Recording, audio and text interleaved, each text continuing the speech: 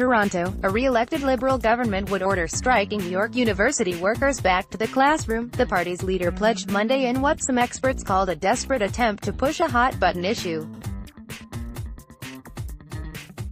With unions throwing their support behind the New Democrats, Kathleen Wynne used a campaign stop to portray herself as a champion of the collective bargaining process but also as someone willing to be pragmatic, unlike her NDP rival Andrea Horwath, by using back-to-work legislation. Kay, a professor of political science at Wilfrid Laurier, said Wynne's raising the issue now is a sign of panic as the June 7 election looms and polls show her party in third place, well behind the NDP and the Progressive Conservatives. The Liberals are scrambling, Kay said.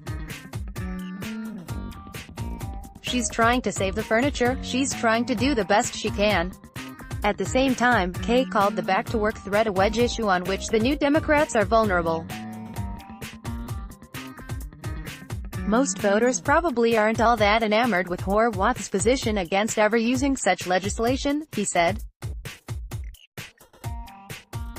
York's unionized contract faculty and teaching assistants walked out March 5 over their demands for enhanced job security and funding. The dispute, which shows no signs of abating, has raised the specter of disrupted student progress.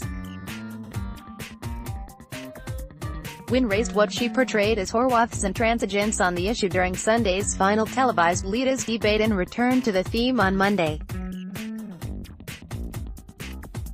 Horwath opposes such legislation for ideological reasons, Wynne said, regardless of who might get hurt in an intractable strike. When you give away that back-to-work tool, there is no way you can ever say no to unions at any point in the process, Wynne said.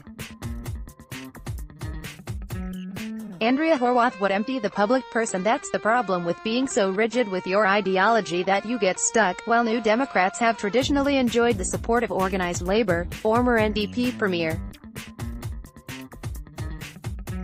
Bob Rae, who was in office from 1990 to 1995, dealt a blow to that solidarity when he forced public sector workers to take unpaid days in an effort to moderate ballooning government spending.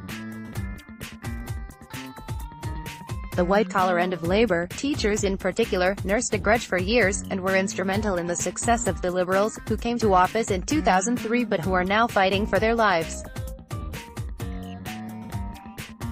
Pragmatism is enough to suggest the Liberals aren't to be taken seriously by Labour, Kay said.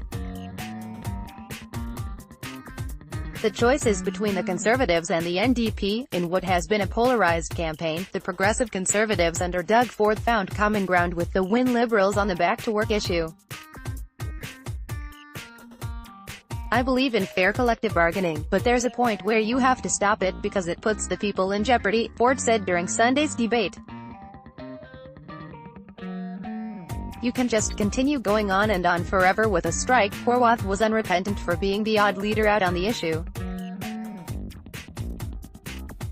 While strikes are bad for both workers and employers, Horwath said, tackling the causes of labor disputes is preferable to forcing an end to them. When you underfund colleges and universities, when you're not paying attention to the everyday services that families need, that means that you're creating work environments for those workers that create the conditions for negativity at the bargaining table, Horwath said.